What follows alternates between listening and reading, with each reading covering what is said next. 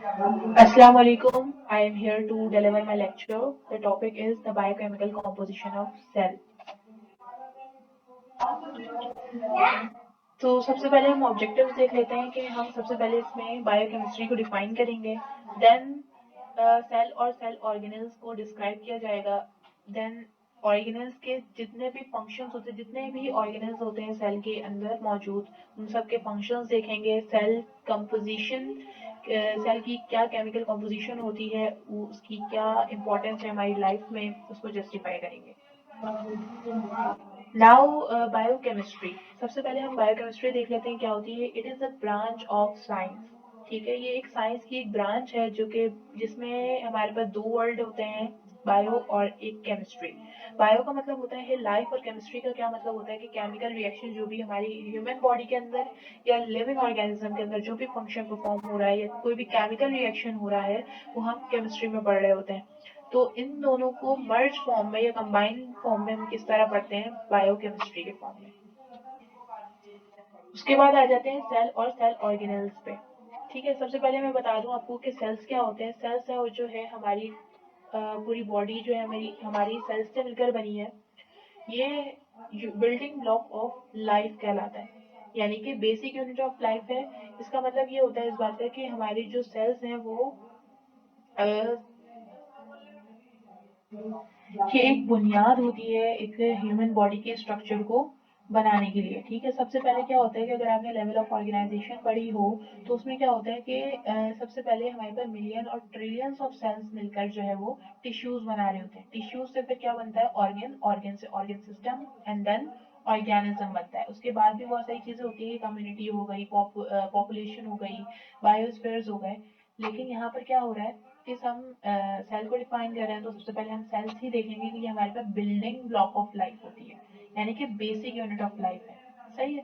तो इसमें क्या होता है कि जितने भी एनिमल टिश्यूज, प्लांट टिश्यूज हैं, ह्यूमन बॉडीज हैं, या इसके अलावा हमारे पास माइक्रो ऑर्गेनिज्म है, जितने भी लिविंग ऑर्गेनिज्म हैं वो सब सेल्स से मिलकर बनते हैं, और वो कलेक्शन ऑफ सेल्स होते हैं, ऑर्गेनाइज्ड होते हैं।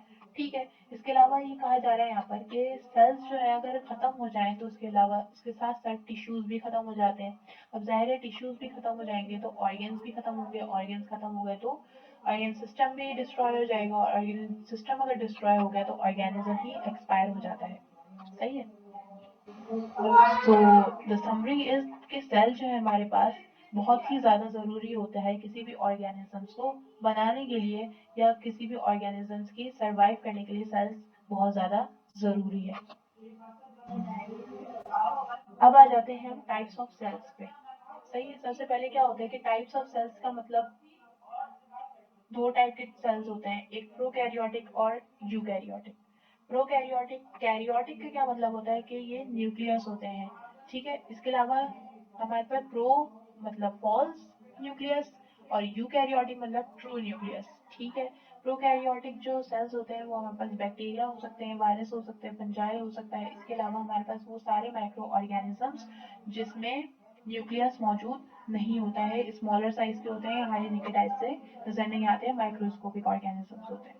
ठीक है, इसके अलावा हमारे पास जितने भी माइक्रोस्कोपिक ऑर्गेनिजम्स हैं, यानी कि प्रोकैरियोटिक ऑर्गेनिजम्स जो होते हैं वो मेम्ब्रेन बाउंडेड ऑर्गेनिज्म इसमें मौजूद नहीं होते हैं।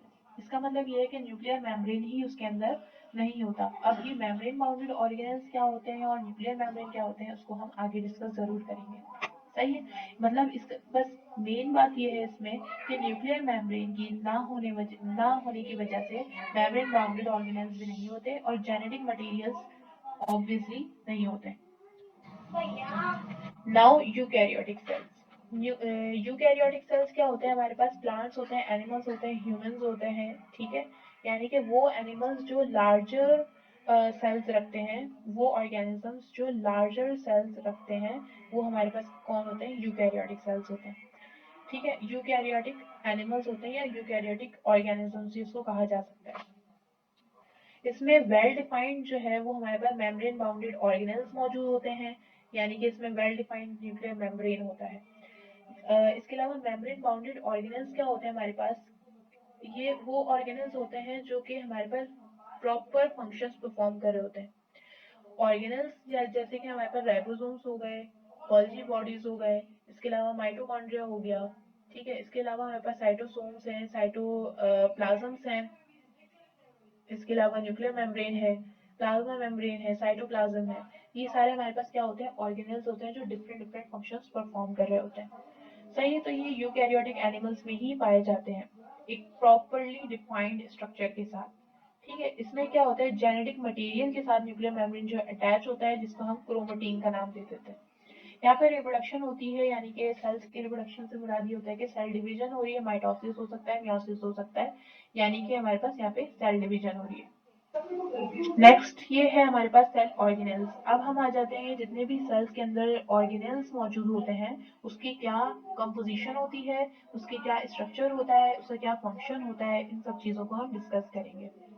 तो जितने भी यूकैरियोटिक सेल्स होते हैं उसमें membrane bounded organelles properly defined होता है, ठीक है। इसके अलावा यानी कि प्रॉपर्ली मॉडिफाइड होता है, स्पेसिफिक उसके फंक्शंस होते हैं। स्टार्ट कर लेते हैं सेल मेम्ब्रेन से। अलग अलग एनिमल्स, अगर हम एनिमल सेल्स की बात करें तो उसमें सेल मेम्ब्रेन मौजूद होता है। अगर हम प्लांट सेल की बात करेंगे तो उसमें सेल वॉल भी मौजूद होता है एज ए ऑर्गेनेल, ठीक है। सेल मेम्ब्रेन जो हमारे पास फर्स्ट लेयर होती है, अगर एनिमल सेल्स की बात की जाए तो हमारे पास सेल मेम्ब्रेन आउटर लेयर होती है।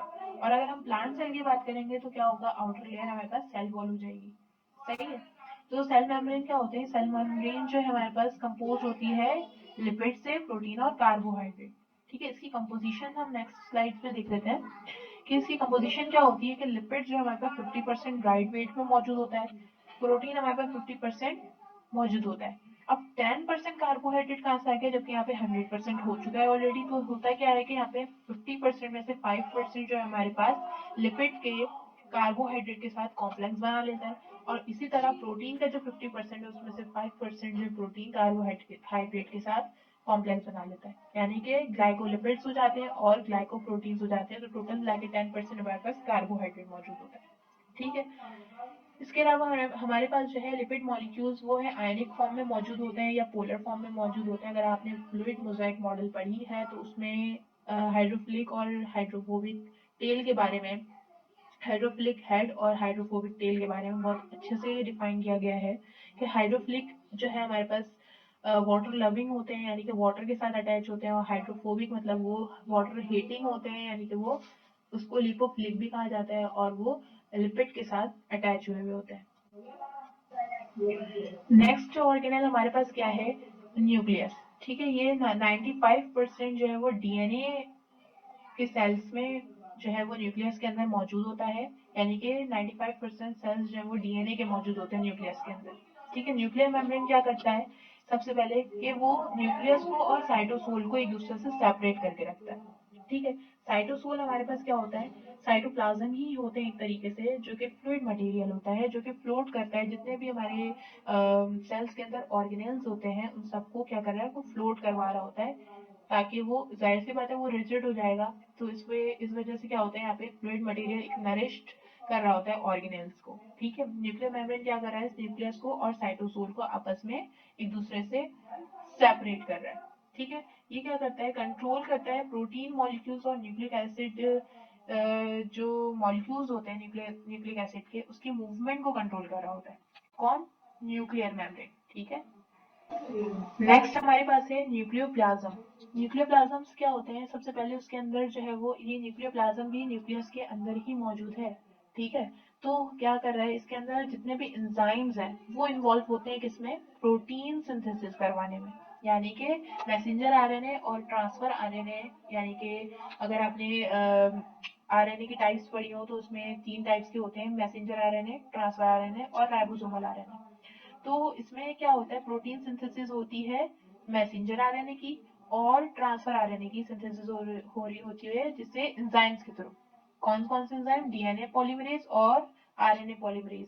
जहां भी एज का वर्ड आ जाए, जिस भी लेटर में, जिस भी वर्ड में एज लग जाता है, ए एस ई, एज लग जाता है, वो एंजाइम्स कहलाते हैं, ठीक है। जैसे कि पॉलीमरेज हो गया, ट्रांसफरेज हो गया, तो जितने भी इस तरह एज लग जाता है वो हमारे पास क्या कहलाता है, एंजाइम्स कहलाते हैं। तो ये सारे एंजाइम्स जो है वो किसमें, प्रोटीन सिंथेसिस में हेल्प कर रहे हैं, किसके अंदर, न्यूक्लियोप्लाज्म के अंदर। न्यूक्लियोप्लाज्म कहाँ है, न्यूक्लियस में, ठीक है। इसका फंक्शन क्या होता है, डीएनए रेप्लिकेशन करवा रहा होता है, यानी कि सेल डिवीजन करवा रहा है ये, इसके अलावा आरएनए ट्रांसक्रिप्शन हो रही है डीएनए की। ट्रांसक्रिप्शन का क्या मतलब होता है, यहाँ पे जितने भी डीएनए की जो सीक्वेंस थी उसको कॉपी करते हैं और आरएनए के मॉलिक्यूल बना लेते हैं। सही है, जितने भी डीएनए के सीक्वेंस है उसको कॉपी करते हैं और आरएनए के मॉलिक्यूल्स बना लेते हैं ट्रांसक्रिप्शन में। और डीएनए रेप्लिकेशन का मतलब ये हुआ कि उसमें सेल डिवीजन हो रही है, यानी कि माइटोसिस और मियोसिस हो रहा है। Now next is nucleolus. Nucleolus क्या होता है, नॉन मेम्ब्रेनस सब्सटेंस होता है, यानी ये भी न्यूक्लियस के अंदर ही मौजूद है, जो कि आरएनए पॉलीमरेज और एटीपेज के थ्रू जो है वो प्रोटीन सिंथेसिस करवा रहा है। वहां पे क्या था, आरएनए पॉलीमरेज और डीएनए पॉलीमरेज के थ्रू सिंथेसिस हो रही थी, मैसेंजर आरएनए और ट्रांसफर आरएनए की। यहाँ पे क्या हो रहा है, डीएनए पॉलीमरेज इसमें इन्वॉल्व नहीं होता। ठीक है, यहाँ पे भी प्रोटीन सिंथेसिस हो रही है, लेकिन यहाँ पे डीएनए पॉलीमरेज एंजाइम यूज नहीं हो रहा। यहाँ पे क्या हो रहा है, न्यूक्लियोलस जो है वो क्या कर रहा है, राइबोसोमल एंजाइम को की सिंथेसिस करवा रहा है। ठीक है, यानी कि वहां पर मैसेंजर आरएनए और ट्रांसफर आरएनए हो रहा था, यहाँ पर क्या हो रहा है, ये राइबोसोमल आरएनए की प्रोटीन सिंथेसिस हो रही है। ठीक है, इसके अलावा ये क्या कर रहा है, ये सब यूनिट्स को असेंबल कर देता है। जितने भी राइबोसोम्स होते हैं, राइबोसोम्स भी एक ऑर्गेनेल है जिसको आगे हम डिस्कस करेंगे जरूर। तो राइबोसोम्स की जितनी भी सब यूनिट्स होती हैं, यानी कि 40 हो, 60 हो, 50 हो, ये सारी ही सब यूनिट्स को असेंबल कर रहा होता है। नाउ हम देख लेते हैं न्यूक्लियस का मेन फंक्शन। न्यूक्लियस का मेन फंक्शन क्या होता है कि वो क्या कर रहा है, जितनी भी सेल में एक्टिविटीज हो रही होती हैं, जितने भी सेल्स के जितने भी ऑर्गेनल्स हैं, उसमें जितनी भी एक्टिविटीज परफॉर्म हो रही है, कोई एंजाइम चेंज हो रहा है या एंजाइम एक्ट कर रहा है, या जिस भी तरह से एक्टिविटीज हो रही है, वो सब कौन कंट्रोल कर रहा है, न्यूक्लियस कंट्रोल कर रहा है। इसके अलावा जितने भी जेनेटिक इन्फॉर्मेशन है, डीएनए जितना भी जेनेटिक इन्फॉर्मेशन प्रोवाइड कर रहा है, वो सब न्यूक्लियस के अंदर होता है। Now next is cytoplasm. Cytoplasm क्या है हमारे पास, ये एक सिंपलेस्ट स्ट्रक्चर होता है जो कि सेल ऑर्गेनल्स में ही सेल्स के अंदर ही ऑर्गेनल के तौर पर मौजूद होता है, जो कि मेटाबॉलिक रिएक्शन करवा रहा होता है। साइटोसोल में, साइटोसोल क्या था हमारे पास, फ्लूइड मटेरियल था। ठीक है, अब यहाँ पे क्या है, सबस्ट्रेट और को फैक्टर्स इन्वॉल्व होते हैं एंजाइम्स के साथ। यानी कि सबस्ट्रेट का मतलब होता है वो कि बाइंडिंग साइट, और को फैक्टर क्या होते हैं, आइंस होते हैं या कोई भी ऑर्गेनिक मॉलिक्यूल्स हो सकते हैं। ठीक है, मेटाबॉलिक रिएक्शन कौन करवा रहा है, साइटोप्लाज्म करवा रहा है। किसके अंदर करवा रहा है, साइटोसोल में करवा रहा होता है। साइटोसोल क्या होता है, फ्लूइड मटेरियल होता है। ठीक है, अब यहाँ पर क्या कहा जा रहा है, इसमें जो है कोई भी स्पेसिफिक स्ट्रक्चर नहीं होता साइटोसोल का। ठीक है, क्योंकि जाहिर सी बात है ये फ्लूइड मटेरियल है, तो इसके अंदर जितने भी ऑर्गेनल होते हैं वो फ्लोट कर रहे होते हैं इजिली। ठीक है, तो इसका कोई स्पेसिफिक स्ट्रक्चर नहीं होता। साइटोसोल क्या कर रहा है, सपोर्ट करता है प्रोटीन सिंथेसिस को, किसमें, एंडोप्लाज्मिक रेटिकुलम, यानी कि एंडोप्लाज्मिक रेटिकुलम की भी एक टाइप है रफ एंडोप्लाज्मिक रेटिकुलम, ये हम आगे जरूर पढ़ेंगे, ये भी एक ऑर्गेनेल है। ठीक है, तो ये क्या कर रहा है, इसमें प्रोटीन सिंथेसिस को सपोर्ट कर रहा है। ठीक है, और एनर्जी प्रोवाइड कर रहा है को फैक्टर के साथ मिलकर। को फैक्टर्स क्या थे हमारे, आइंस थे, यानी कि कोई भी ऑर्गेनिक मॉलिक्यूल। अब आ जाते हैं हम एंडोप्लाज्मिक रेटिकुलम पे। एंडोप्लाज्मिक रेटिकुलम क्या होता है, हमारे पास कोई भी एक कॉम्प्लेक्स मेम्ब्रेन होती है ये, जो कि इंटरकनेक्टेड होती है आपस में, और ये क्या करती है, ऑर्गेनेल्स को आपस में सेपरेट कर रही है और प्रोटीन सिंथेसिस करवा रही है।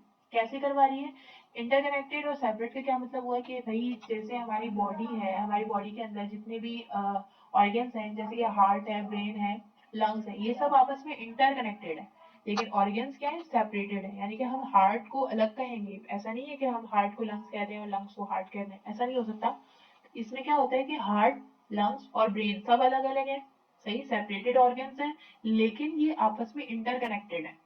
ठीक है, यानी कि हार्ट ब्रेन के थ्रू, ब्रेन सिग्नल्स दे रहा है तो हार्ट पंप कर रहा है।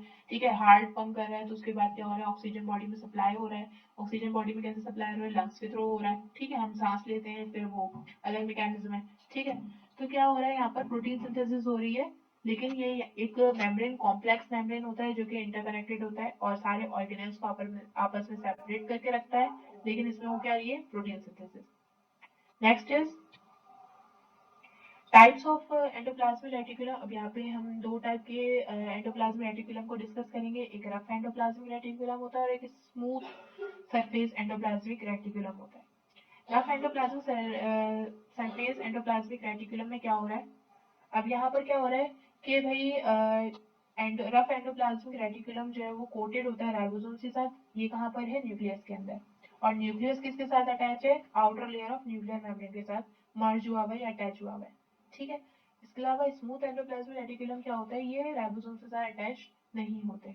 अब इसका फंक्शन क्या है ये नेक्स्ट स्लाइड में देख लेते हैं कि रफ एंडोप्लाज्मिक रेटिकुलम की जो है वो प्रोटीन सिंथेसिस करवा रहा है। ठीक है। तो अब यहाँ पर जो है वो हमारे पास प्रोटीन्स जो है वो इंसर्ट किया जाता है किसके थ्रू? एंडोप्लाज्मिक रेटिकुलम मेम्ब्रेन के थ्रू जो है सिस्टर्नी में, ल्यूमेन ऑफ सिस्टर्नी में इंसर्ट किया जाता है। अब सिस्टर्नी क्या होता है? यहाँ पे लॉन्ग फ्लैटेंड स्ट्रक्चर होता है जिसमें हम प्रोटीन को इंसर्ट कर रहे हैं और वो क्या कर रहा है? मॉडिफाइड करता है प्रोटीन्स को और ट्रांसपोर्ट करता है थ्रू आउट द सेल। ठीक है। अब जाहिर सी बात है रफ एंडोप्लाज्मिक रेटिकुलम में जो है प्रोटीन सिंथेसिस हो रही थी तो स्मूथ एंडोप्लाज्मिक रेटिकुलम में लिपिड सिंथेसिस होगी। इसके अलावा हमारे पास प्रोटीन सिंथेसिस जो है वो ट्रांसपोर्ट किया जा रहा है, मॉडिफाइड किया जा रहा है और ट्रांसपोर्ट किया जा रहा है प्रोटीन सिंथेसिस को किसमें? रफ एंडोप्लाज्मिक रेटिकुलम में। ठीक है। यहाँ पे नंबर ऑफ एंजाइम्स जो है वो एसोसिएट करते हैं लिवर्स एंडोप्लाज्मिक रेटिकुलम सेल्स में।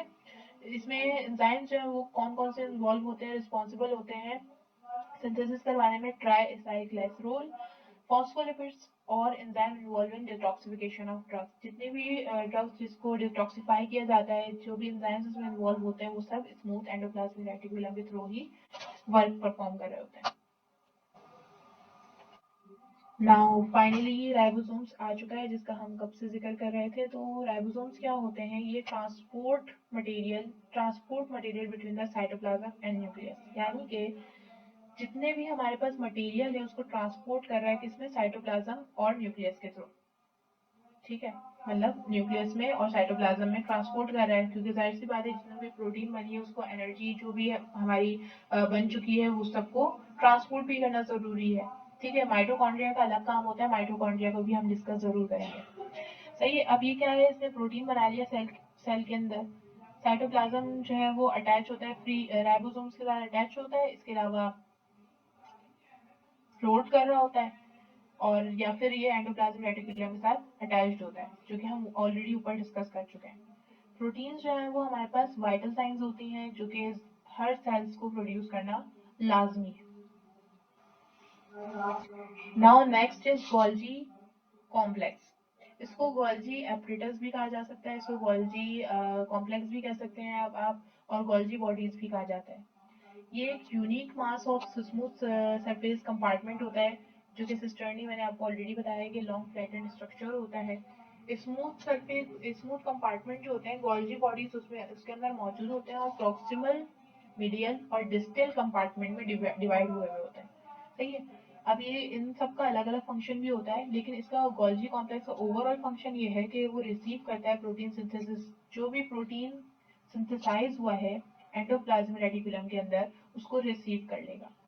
तो गोल्जी कॉम्प्लेक्स का ओवरऑल फंक्शन ये होता है।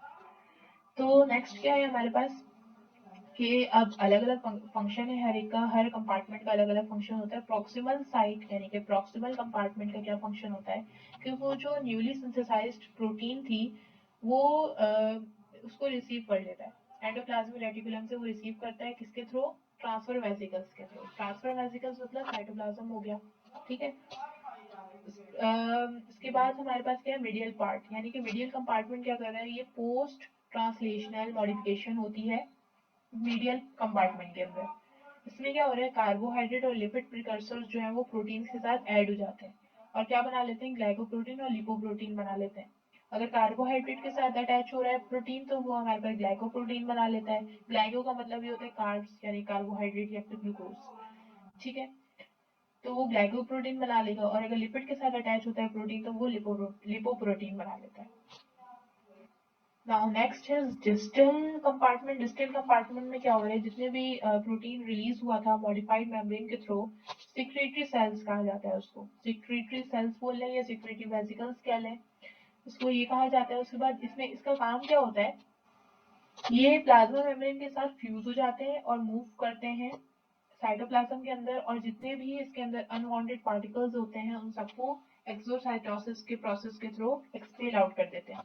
यहाँ पे दो प्रोसेस होते हैं, एक एक्सोसाइटोसिस होता है और एक एंडोसाइटोसिस होता है, ठीक है, और एक पैगोसाइटोसिस भी होता है। एक्सोसाइटोसिस के थ्रू मतलब यानी कि वो एक्सपेल आउट कर देगा, ठीक है। एंडोसाइटोसिस मतलब वो सब क्या करेगा, एंडोसाइटोसिस बोले या फेगोसाइटोसिस बोले, बात एक ही है, वो क्या करेगा, इनगल्फ कर लेता है, यानी कि कोई भी मटेरियल है या कोई भी पार्टिकल है या कोई भी कंपोनेंट है उसको क्या करेगा, अपने अंदर ले लेता है। और एक्सोसाइटोसिस में क्या होता है, वो साइड अनवांटेड पार्टिकल्स को या फिर जो भी ऑर्गेनिज्म को बाहर निकालना होता है वो क्या करता है, उसको इजिली रिमूव आउट कर देता है या फिर बाहर निकाल देता है।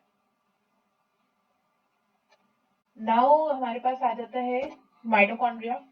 माइटोकॉन्ड्रिया क्या है, हमारे पास power house of the cell है, ठीक है। किसी भी जैसे अगर आप पावर स्टेशन पे देख रहे हैं तो वो क्या कर रहा है, एनर्जी प्रोवाइड कर रहा है। अब वो केमिकल एनर्जी भी हो सकती है, मैकेनिकल एनर्जी भी हो सकती है, इलेक्ट्रिकल एनर्जी भी हो सकती है, ठीक है। तो माइटोकॉन्ड्रिया का क्या काम है, power house of the cell होता है, यानी कि वो एनर्जी प्रोवाइड कर रहा है, ठीक है। एटीपी यानी कि एडिनोसिन ट्राइफॉस्फेट यहाँ पे हमारे पास एनर्जी होती है जो कि फॉर्म हो रही होती है, उस सबको क्या करता है, वो सारे सेल्स में प्रोवाइड करता है। इसके अलावा हम क्या करते हैं, पूरी बॉडी में एनर्जी प्रोवाइड कर रहा है। माइटोकॉन्ड्रिया हमारे पास जो है वो टू कंसेंट्रिक मेम्ब्रेन से बाउंड होते हैं, ठीक है। इसकी जो है वो प्रॉपर्टीज अलग होती हैं और फंक्शंस भी डिफरेंट होते हैं।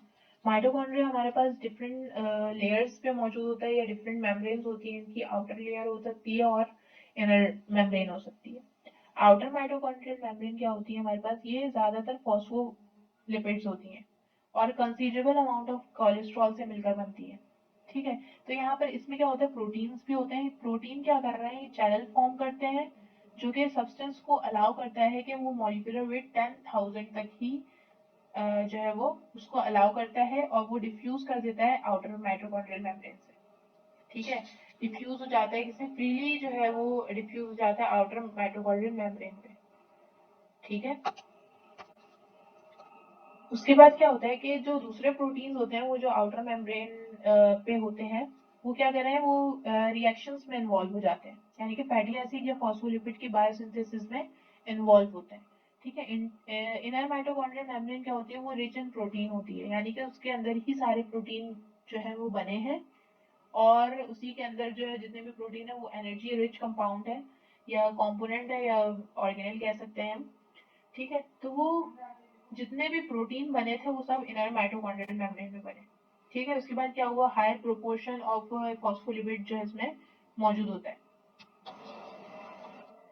नाउ इंटर मेम्ब्रेन स्पेस क्या होता है, इंटर मेम्ब्रेन स्पेस हमारे पास वो स्पेस होती है जो कि इनर माइटोकॉन्ड्रियल मेम्ब्रेन और आउटर माइटोकॉन्ड्रियल मेम्ब्रेन के दरमियान में मौजूद होती है। वो हमारे पास क्या होती है, इंटर मेम्ब्रेन स्पेस कहलाती है। इसकी कंपोजिशन जो है वो बिल्कुल साइटोसोल की तरह ही होती है। साइटोसोल हम ऑलरेडी डिस्कस कर चुके हैं। माइटोकॉन्ड्रियल मैट्रिक्स क्या है हमारे पास, ये भी एक माइटोकॉन्ड्रियल ही की टाइप है। ये क्या होता है, इनर मेम्ब्रेन के साथ इनक्लोज होता है, ठीक है। इसकी कंपोजिशन क्या होती है कि ये इसके अंदर जितने भी एंजाइम होते हैं वो रिस्पॉन्सिबल होते हैं कि सिट्रिक एसिड का जो सिंथेसिस हो रही है या फैटी एसिड की ऑक्सीडेशन हो रही है माइटोकॉन्ड्रियल मैट्रिक्स के अंदर, वो सब जितने भी एंजाइम है वो सब माइटोकॉन्ड्रियल मैट्रिक्स के अंदर इन्वॉल्व होते हैं, ठीक है। इसमें क्या हो रहा है कि जितने भी डीएनए सर्कुलर डीएनए स्ट्रैंड होते हैं या राइबोसोम्स हैं या जितने भी एंजाइम्स हैं जो कि बायोसिंथेसिस ऑफ प्रोटीन में रिक्वायर्ड है वो सब इसकी कंपोजिशन में आते हैं, ठीक है।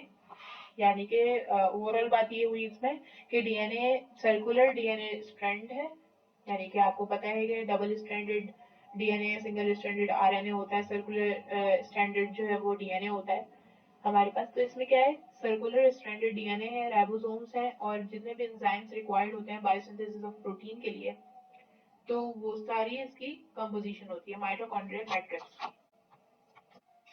अब ये वो सारे एंजाइम्स हैं जो अलग अलग मेम्ब्रेन में माइटोकॉन्ड्रियल मेम्ब्रेन में इन्वॉल्व थे, ठीक है। आउटर मेम्ब्रेन में हमारे पास ये सारे एंजाइम्स होते हैं जैसे कि cytochrome B5, cytochrome B reductase, इसके अलावा फॉस्फोलाइपेज ए हो सकता है, डायफॉस्फोकाइनेज है, ठीक है। तो ये सारे एंजाइम्स जो हमारे पास आउटर मेम्ब्रेन के अंदर जितने भी सिंथेसिस हो रही है उसमें इन्वॉल्व होते हैं। इनर मेम्ब्रेन जो है हमारे पास, इंटर मेम्ब्रेन स्पेस में हमारे पास एडिनाइलेट काइनेज सल्फाइड ऑक्सीडेज है, न्यूक्लियोसाइड डाइफॉस्फोकाइनेज ये एंजाइम्स यूज होते हैं डिफरेंट सिंथेसिस के लिए। इनर मेम्ब्रेन में अलग हमारे पास एंजाइम्स मौजूद होते हैं, मैट्रिक्स में अलग। जैसे हमने मैट्रिक्स में पढ़ा था कि सिट्रिक एसिड साइकिल होती है, यानी कि सिट्रिक एसिड सिंथेसिस हो रही है या फैटी एसिड ऑक्सीडेशन हो रही है, तो उसमें जो एंजाइम्स जो इन्वॉल्व थे वो ये सारे थे, जैसे कि पायरुवेट डिहाइड्रोजनेज, सिट्रेट सिंथेज, एकोनाइडेज। ठीक है, तो ये सारे एंजाइम्स जो हमारे पास मैट्रिक्स माइटोकॉन्ड्रियल मैट्रिक्स में इन्वॉल्व होते हैं, जो कि बायोसिंथेसिस करवा रहे होते हैं। डिफरेंट जैसे प्रोटीन हो सकता है, लिपिड हो सकता है, कार्बोहाइड्रेट हो सकता है, किसी भी पॉलीमर का सिंथेसिस करवा सकते हैं। अब आ जाते हैं लाइसोसोम्स पर। लाइसोसोम्स क्या होते हैं? हमारे पास लिपोप्रोटीन्स मेम्ब्रेन के साथ जो है वो सराउंड हुए होते हैं। ये सारे ही एनिमल सेल में पाए जाते हैं एक्सेप्ट इरेथ्रोसाइट। इरेथ्रोसाइट क्या होता है? हमारे पास रेड ब्लड सेल्स होते हैं जो कि ऑक्सीजन को और न्यूट्रिएंट्स को ट्रांसपोर्ट करने में हेल्प कर रहे होते हैं थ्रू आउट द बॉडी। ठीक है, तो हमारे पास इरिथ्रोसाइट में लाइसोसोम्स मौजूद नहीं होते, अदरवाइज जितने भी एनिमल सेल्स हैं उन सब में लाइसोसोम्स मौजूद होता है। लाइसोसोम्स क्या होता है? लाइसो का मतलब ये होता है लाइसिस, यानी कि ब्रेक डाउन। ठीक है, इसमें इसके लाइसोसोम्स के अंदर जो पीएच होता है वो साइटोसोल से कम होता है, यानी कि लाइसोसोमल एंजाइम्स के अंदर जो पीएच है वो 5 होता है। इसमें एसिड फॉस्फेटेज एंजाइम जो है वो यूज हो रहा है इस ऑर्गेनेल के अंदर। ठीक है, लाइसोसोमल एंजाइम जो होते हैं वो बेसिकली हाइड्रोलाइटिक इन नेचर होते हैं, यानी कि हाइड्रोलाइटिक का मतलब होता है हाइड्रोलिसिस, मींस के ब्रेक डाउन ऑफ वाटर। ये नेचुरली जो है वो ब्रेक डाउन ऑफ वाटर इसमें हो रहा होता है, यानी कि अगर लाइसोसोमल एंजाइम्स जो है वो इंटेक्ट कर जाते हैं तो वो लोकली एक्ट करते हैं। ठीक है, लाइसोसोम्स जो है वो अगर एंजाइम्स के साथ इंटेक्ट कर जाएं तो वो लोकली एक्ट करते हैं। ठीक है, लेकिन अगर वो मेम्ब्रेन के साथ रप्चर हो रहे हैं तो एंजाइम क्या होता है, फिर वो रिलीज हो जाएगा साइटोप्लाज्म के अंदर, और जितने भी एक्सटर्नल सब्सटेंस थे या एक्सटर्नल सबस्ट्रेट्स थे या के एक्सटर्नल कंपोनेंट्स थे, वो सब क्या होते हैं, हाइड्रोलाइज हो जाते हैं। अब यहाँ पर जो है हमारे पास सारे लाइसोसोमल एंजाइम्स में हमारे पास 4 टाइप के एंजाइम्स होते हैं। प्रोटोलाइटिक होते हैं एंजाइम, इसके अलावा न्यूक्लिक एसिड हाइड्रोलाइसिस एंजाइम होते हैं, लिपिड हाइड्रोलाइजिंग एंजाइम होते हैं, कार्बोहाइड्रेट स्प्लिटिंग एंजाइम्स होते हैं। तो ये 4 टाइप के एंजाइम्स होते हैं जो लाइसोसोम्स यानी कि हाइड्रोलिसिस करवा रहे होते हैं बॉडी के अंदर, जो सेल्स मौजूद होते हैं उसके अंदर। ठीक है, लाइसोसोम हमारे पास एक ऑर्गेनेल था जिसके अंदर ये सारे एंजाइम्स मौजूद हैं जो कि अपनी एक्टिविटी परफॉर्म कर रहे हैं। अलग अलग एंजाइम अलग अलग सिंथेसिस में इन्वॉल्व है, और ये 4 टाइप के होते हैं। ठीक है, लास्ट हमारे पास क्या है कि लाइसोसोम जो है वो हमारे पास गोल्जी बॉडीज के अंदर मौजूद होते हैं। गोल्जी बॉडीज ऑलरेडी मैं बता चुकी हूँ, जिसमें स्मूथ एंडोप्लाज्मिक रेटिकुलम इन्वॉल्व होता है और उसमें 3 टाइप के कंपार्टमेंट्स होते हैं। ठीक है, गोल्जी बॉडीज है। इसके अलावा इसका क्या काम होता है कि जितने भी अनवांटेड पार्टिकल्स होते हैं उसको इनगल्फ कर लेता है, यानी कि डाइजेस्टिव एंजाइम्स है तो उसको डाइजेस्ट कर लेगा। ठीक है, रिमूव आउट कर देगा। और वाइट ब्लड सेल्स जो है हमारे पास फाइटिंग सेल्स होते हैं जो हमारी बॉडी को प्रोटेक्ट कर रहे होते हैं फॉरेन पार्टिकल्स से। तो ये लाइसोसोम्स क्या करते हैं, वाइट ब्लड सेल्स के साथ मिलकर बैक्टीरिया को डिस्ट्रॉय कर रहे होते हैं, या जितने भी माइक्रो ऑर्गेनिजम्स होते हैं उसको डिस्ट्रॉय कर रहे होते हैं। That's all from my lecture. Then, if you have any query regarding this lecture, then feel free to ask. And you have any query regarding your any in your any subject or in any topic, then feel free to ask. I will definitely answer you. And मैं पूरी कोशिश करूँगी कि उस topic पे उस subject के लिए भी मैं एक लेक्चर आप लोगों के लिए डिज़ाइन कर लूँ और उसको डिलीवर करूँ। Thank you so much.